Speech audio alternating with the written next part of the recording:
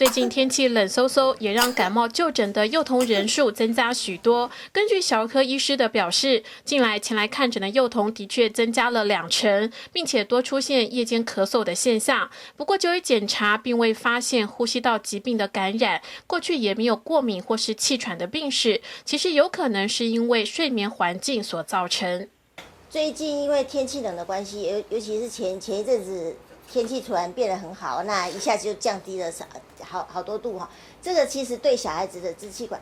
气喘的发作确实是增加的蛮多的，在门诊上面看到的大概就是增加了20%左右哈。所以夜咳的小孩子也增加了。最近就是因为天气变化，所以气喘的小孩子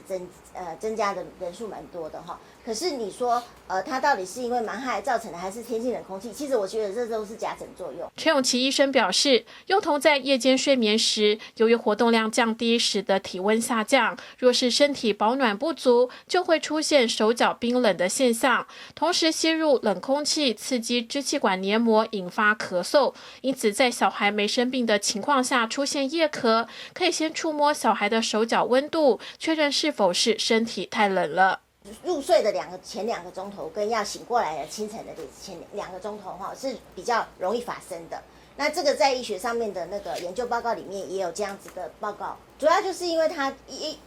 跟躺下去的时候，事实上就是我们直接吸到这个冷空气哈，就比较容易造成他的咳嗽。那另外一个就是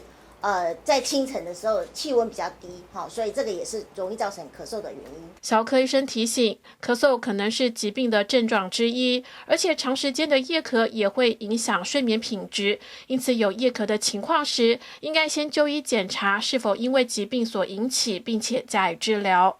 记者刘德瑜采访报道。